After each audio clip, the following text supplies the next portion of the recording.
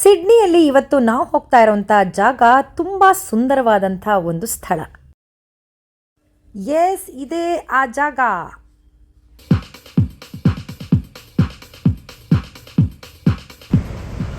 ನಾರ್ತ್ಸ್ avenue ಬೋಂಡಾಯ್ ಬೀಚ್ನ coastal walk ಇವತ್ತಿನ ಜಾಗ. Hi, ಇವಾಗ ನಾವಿದ್ದೀವಿ ಬೋಂಡಾಯ್ ಬೀಚಲ್ಲಿ. ಸೊ ನೋಡಿ ಎಷ್ಟು ಬ್ಯೂಟಿಫುಲ್ ಆಗಿದೆ.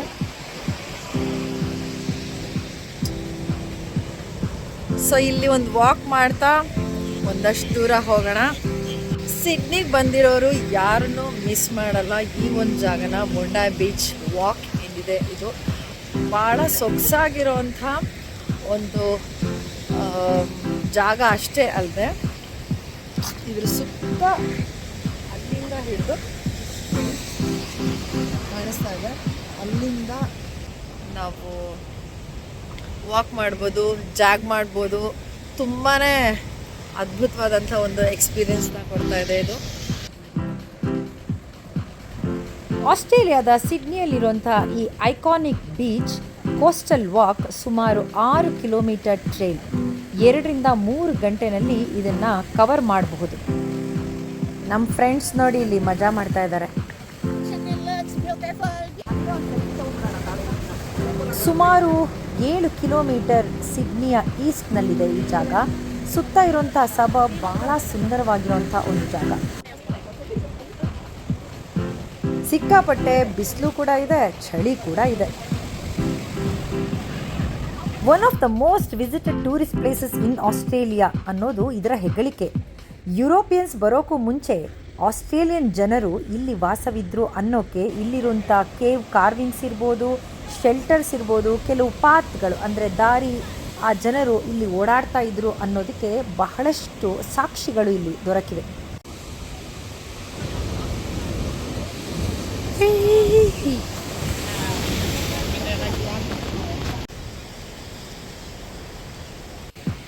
ಸಾವಿರಾರು ವರ್ಷಗಳ ಇತಿಹಾಸ ಇದೆ ಈ ಜಾಗಕ್ಕೆ. 1900ರಲ್ಲಿ ಈ ಬೀಚ್ದು ತೆಗೆದಿರುವಂಥ ಫೋಟೋ ಕೂಡ ಲಭ್ಯ ಇದೆ.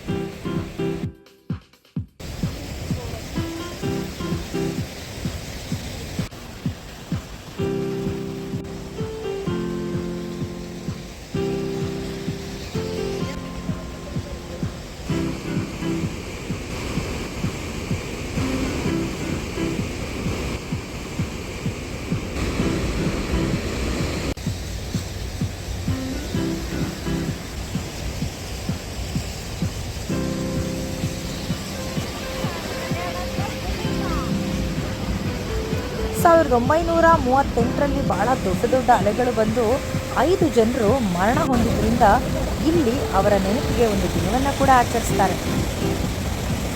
ಅಲೆಗಳ ಹೊಡೆತಗಳನ್ನು ತಪ್ಪಿಸೋಕೆ ಕಲ್ಲುಗಳಿಂದ ಗೋಡೆ ಮಾಡಿದ್ರು.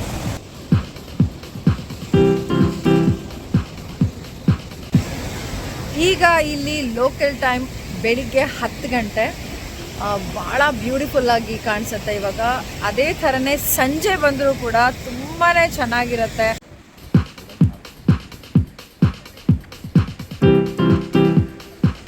ಇಪ್ಪತ್ತನೇ ಶತಮಾನದಲ್ಲಿ ಇಲ್ಲಿ ಹೆಚ್ಚಾಗಿ ನ್ಯೂಜಿಲೆಂಡ್ನಿಂದ ಬಂದ ಜನರೇ ಇದ್ದರು. ಆ ನಂತರವಷ್ಟೇ ಜರ್ಮನಿ, ಝೆಕೋಸ್ಲೋವಾಕಿಯಾ, ಜೂಯಿಷ್ ಜನರು ಕೂಡ ಹೆಚ್ಚಾಗಿ ಬಂದು ಇಲ್ಲಿ ನೆಲೆಸಿದ್ದಾರೆ. 1922ರಿಂದ ಇಲ್ಲಿ ಆಕ್ಟಿವಿಟೀಸ್ ಹೆಚ್ಚಾಗಿ ಶುರುವಾಯಿತು. ವಿಂಟರ್ ಸರ್ಫರ್ಸ್ಗಳಿಗೆ ಇದು ಮೆಚ್ಚಿನ ಜಾಗ ಅಂತಲೇ ಹೇಳ್ಬೋದು. ಬೀಚ್ ವಾಲಿಬಾಲ್ ಇಲ್ಲಿ ಸಿಕ್ಕಾಪಟ್ಟೆ ಫೇಮಸ್. ಇಲ್ಲಿ ಕಾಂಪಿಟೇಷನ್ಸ್ ಕೂಡ ನಡೆಯುತ್ತೆ.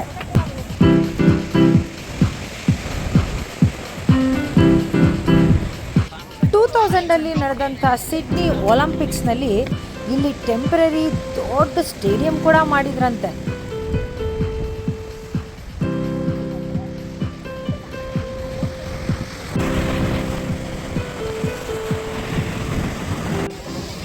ಈ ಅಲೆಗಳನ್ನು ನೋಡ್ತಾ ಇದ್ರೆ ಒಂದು ಹಾಡು ನೆನಪಾಗತ್ತೆ. ಜೇನಿನ ಹೊಳೆಯೋ, ಹಾಲಿನ ಮಳೆಯೋ, ಸುಧೆಯೋ, ಕನ್ನಡ ಸವಿ ನುಡಿಯೋ, ವಾಣಿಯ ವೀಣೆಯ ಸ್ವರ ಮಾಧುರ್ಯವೋ, ಸುಮಧುರ ಸುಂದರ ನುಡಿಯೋ, ಜೇನಿನ ಹೊಳೆಯು ಹಾಲಿನ ಮಳೆಯು ಸುಧೆಯೋ ಕನ್ನಡ ಸವಿ ನುಡಿಯೋ ಸುಧೆಯೋ ಕನ್ನಡ ಸವಿ ನುಡಿಯೋ.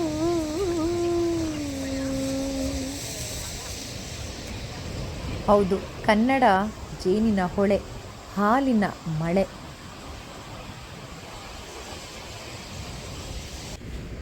ಆಸ್ಟ್ರೇಲಿಯಾಗೆ ಬಂದು ಅದು ಇದು ಸಿಕ್ಕಿದೆಲ್ಲ ತಿಂದು ವೆದರ್ ಕಂಡೀಷನಿಂದ ವಾಯ್ಸ್ ಕೂಡ ಹಾಳಾಗಿದೆ. ಅಡ್ಜಸ್ಟ್ ಮಾಡ್ಕೋಬೇಕಾಗಿರೋರು ನೀವೇ. ನೋಡಿ, ಕನಸಿನ ಮನೆಗಳು ಅಂತ ಇದನ್ನೇ ಹೇಳೋದು ಅನಿಸುತ್ತೆ. ಬೀಚ್ ಸೈಡಲ್ಲಿ ಇರಬೇಕು, ಬೀಚ್ ಫೇಸಿಂಗ್ ಇರಬೇಕು ಮನೆ ಅನ್ನೋದು ಭಾಳಷ್ಟು ಜನರ ಕನಸು. ಆದರೆ ಇಲ್ಲಿಯ ಬೀಚ್ ಮನೆಗಳು ಆಹಾ, ಒಂದಕ್ಕಿಂತ ಒಂದು ಅದ್ಭುತನೇ.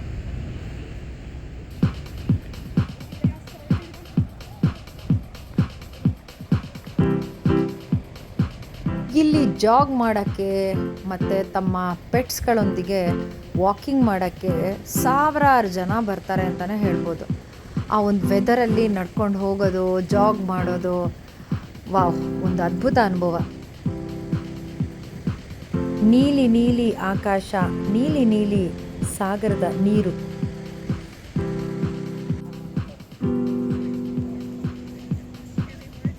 ವಾಕಿಂಗ್ ಮಧ್ಯೆ ಮಧ್ಯೆ ಈ ರೀತಿಯಾದಂಥ ಒಂದು ಸಿಟ್ಟಿಂಗ್ ಪ್ಲೇಸ್ ಅಥವಾ ಜಸ್ಟ್ ವ್ಯೂ ಪಾಯಿಂಟ್ನ ಮಾಡಿದ್ದಾರೆ. ಅಲ್ಲಿರುವಂಥ ಮನೆಗಳನ್ನ ನೋಡ್ತಾ, ಒಂದು ಬೀಚ್ ಅನುಭವವನ್ನು ಪಡೀತಾ, ವಾಕ್ ಮಾಡ್ತಾ, ಮಧ್ಯದಲ್ಲಿ ಸ್ವಲ್ಪ ರೆಸ್ಟ್ ಮಾಡ್ತಾ ಒಂದು ಬೇರೆಯೇ ಎಕ್ಸ್ಪೀರಿಯೆನ್ಸ್ ಕೊಡುತ್ತೆ. ಇಲ್ಲಿ ನೋಡಿ, ಬೀಚ್ ವಾಲಿಬಾಲ್. ನಾನು ಆಗಲೇ ಹೇಳಿದ ಹಾಗೆ ಬೊಂಡಾಯ್ ಬೀಚ್ ವಾಲಿಬಾಲ್ಗೆ ಸಿಕ್ಕಾಪಟ್ಟೆ ಫೇಮಸ್. ಎಲ್ಲರೂ ಇಲ್ಲಿ ವಾಕ್ ಮಾಡ್ತಿರ್ತಾರೆ, ಜಾಗ್ ಮಾಡ್ತಿರ್ತಾರೆ, ಎಂಜಾಯ್ ಮಾಡ್ತಿರ್ತಾರೆ.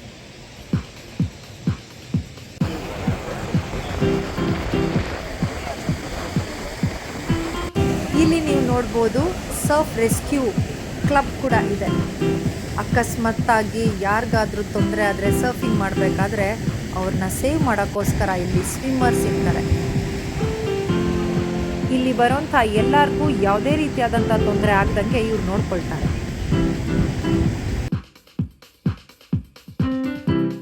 ನೋಡ್ತಾ ಇದ್ದೀವಿ ಬೀಚ್ ವಾಲಿಬಾಲ್ ಆಡ್ತಾ ಇರೋವಂಥವ್ರನ್ನ. ಸಿಕ್ಕಾಪಟ್ಟೆ ಎಂಜಾಯ್ ಮಾಡ್ತಾ ಇದ್ದಾರೆ.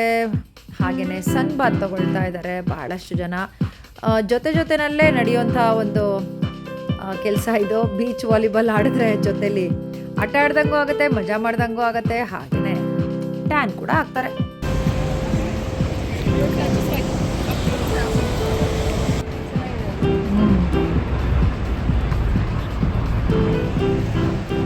ಎಂಥ ಮನೆಗಳು ಗೊತ್ತಾ, ಎಲ್ಲವೂ ಸಿಕ್ಕಾಪಟ್ಟೆ ಎಕ್ಸ್ಪೆನ್ಸಿವ್ ಜಾಗ ಇದು.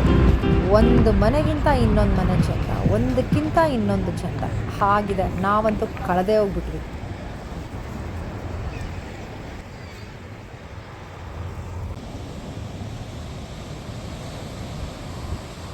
ನಿಮ್ಮಲ್ಲೂ ತುಂಬ ದುಡ್ಡಿದ್ರೆ ಯಾರಾದರೂ ತಗೋಬೋದು.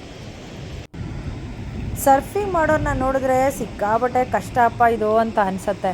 ಏಕೆಂದರೆ ಅಲೆಗಳು ದೊಡ್ಡ ಅಲೆಗಳು ಬರ್ತಾ ಇದ್ದಾಗ ಅದ್ರ ಮೇಲೆ ಒಳ್ಳೆ ಆಟ ಆಡೋ ಥರ ಇವರು ಸರ್ಫ್ ಮಾಡ್ತಾರಪ್ಪ. ನನಗಂತೂ ನೋಡಿದ್ರೇ ಭಯ ಆಗುತ್ತೆ. ನಮಗಂತೂ ಓಡಾಡಿ ಸಿಕ್ಕಾಪಟ್ಟೆ ಸುಸ್ತಾಗಿ ಇಲ್ಲಿ ಬಂದು ಕುತ್ಕೊಂಡು ರೆಸ್ಟ್ ಮಾಡಿಬಿಟ್ವಿ.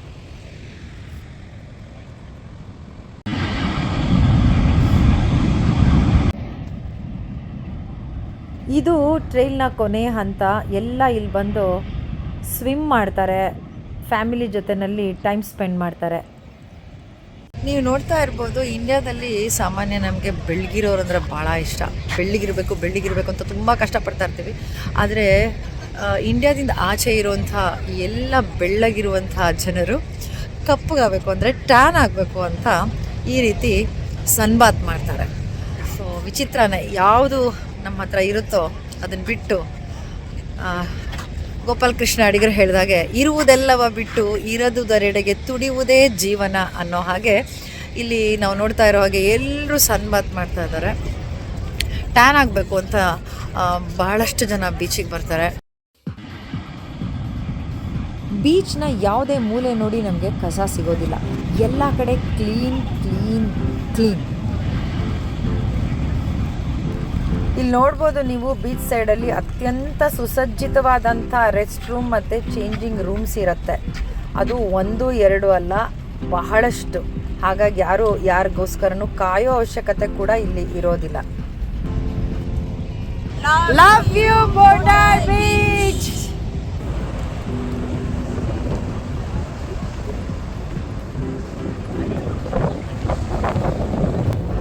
ಇಷ್ಟೊಂದು ಸುಂದರವಾದಂಥ ಪ್ರಪಂಚವನ್ನು ಕೊಟ್ಟಂಥ ಆ ದೇವರಿಗೆ ನಾವೇನು ಕೊಡೋಕ್ಕಾಗುತ್ತೆ ಹೇಳಿ? ಏನೂ ಇಲ್ಲ. ಒಂದು ಥ್ಯಾಂಕ್ಸ್ ಹೇಳೋಣ. Thank you God. ನಮ್ಮ ಮುಂದಿನ ಪ್ರಯಾಣ ಎಲ್ಲಿಗೆ? Wait and watch.